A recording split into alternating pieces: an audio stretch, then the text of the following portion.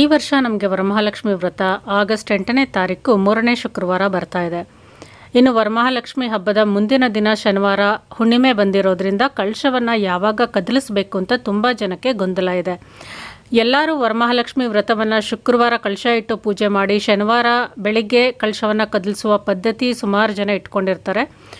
ಶನಿವಾರ ಹುಣ್ಣಿಮೆ ಇರೋದ್ರಿಂದ ಶನಿವಾರ ಕಳಶ ಕದಲಿಸೋದಕ್ಕೆ ಸಾಧ್ಯ ಇಲ್ಲ. ಆದ್ದರಿಂದ ಯಾವಾಗ ಕಳಶವನ್ನು ಕದಲಿಸಬೇಕು, ಇನ್ನು ಕಳಶ ಕದಲಿಸೋದಕ್ಕೆ ನಮಗೆ ಉತ್ತಮ ಸಮಯವನ್ನು ಸಹ ನೋಡಬೇಕಾಗುತ್ತೆ. ಶುಕ್ರವಾರ ರಾತ್ರಿ 9:30 ಮೇಲೆ ನೀವು ಕಳಶವನ್ನು ಕದಲಿಸೋದಕ್ಕೆ ಉತ್ತಮ ಸಮಯ ಇದೆ. ಶುಕ್ರವಾರ ನೀವು ಬೆಳಿಗ್ಗೆ ವರಮಹಾಲಕ್ಷ್ಮಿ ವ್ರತವನ್ನು ಮುಗಿಸ್ಕೊಂಡು ಸಂಜೆನೂ ಸಹ ಪೂಜೆಯನ್ನು ಮುಗಿಸ್ಕೊಂಡು ಮುತ್ತೈದೆಯರಿಗೆ ಅರಿಶಿನ ಕುಂಕುಮವನ್ನು ಕೊಟ್ಟು ರಾತ್ರಿ 9:30 ನಂತರ ಕಳಶವನ್ನು ಕದಲಿಸ್ಬೋದು. ಶನಿವಾರ ಹುಣ್ಣಿಮೆ ನಮಗೆ ಮಧ್ಯಾಹ್ನದವರೆಗೂ ಇರೋದ್ರಿಂದ ಶನಿವಾರ ಕಳಶವನ್ನು ಕದಲಿಸೋದಕ್ಕೆ ಸಾಧ್ಯ ಇಲ್ಲ, ಒಳ್ಳೆ ಸಮಯನೂ ಇಲ್ಲ. ಇನ್ನು ಭಾನುವಾರ ಬೆಳಿಗ್ಗೆ ನೀವು ಕಳಶವನ್ನು ಕದಲಿಸ್ಕೋಬೋದು.